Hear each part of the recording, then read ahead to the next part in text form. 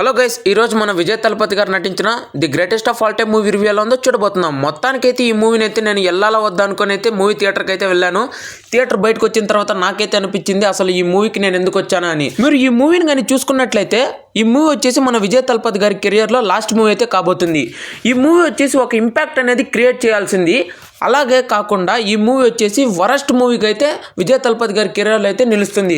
ఎందుకంటే first half వచ్చేసి ఈ మూవీలో చాలా ల్యాగ్ ఉండేది భయ్య. అసలు కొన్ని సీన్లు అయితే నాకే అర్థం కాదు. ఎక్కడెక్కడో సాంగ్స్ అయితే వస్తాయి, అనవసరంగా సాంగ్స్ అయితే వస్తాయి. ఆ విఎఫ్ఎక్స్లు ఆ బీజిఎంలు కూడా ఇంకా బాగా ఇచ్చినట్లయితే బాగుంటుంది.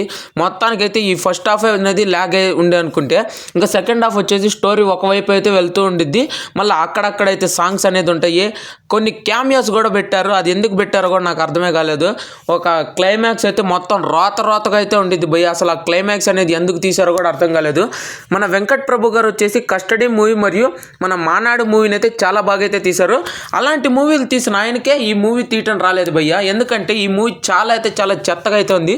క్లైమాక్స్ అయితే నాకు అస్సలే అర్థం కాలేదు. నేనైతే క్లైమాక్స్లో సగం అయితే నిద్ర వెళ్ళిపోయాను భయ్య. తీరా చూస్తున్నట్లయితే మూవీ మొత్తానికైతే వేస్ట్ మూవీ. నేను ఈ మూవీకి ఇస్తున్న రేటింగ్ ఎంత అంటే 1.5 అవుట్ ఆఫ్ 5.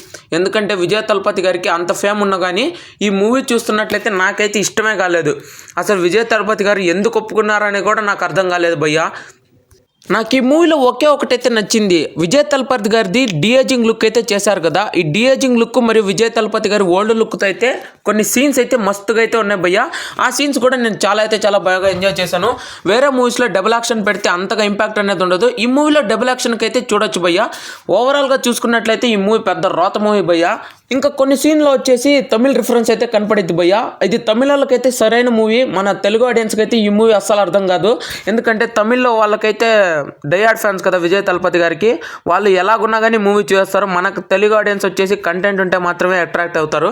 అలాగే ఈ మూవీ అయితే నాకు అస్సలు అయితే నచ్చలేదు భయ్య. ఇంకా ఈ మూవీని ఎవరైతే చూసారో వాళ్ళు కింద కామెంట్ బాక్స్లో మీ రెస్పాన్స్ని అయితే తెలపండి గైస్. ఇంకా ఈ వీడియో కానీ నచ్చితే ప్రతి ఒక్కరూ ఛానల్కి లైక్ చేయండి, సబ్స్క్రైబ్ చేయండి. Thank you for watching.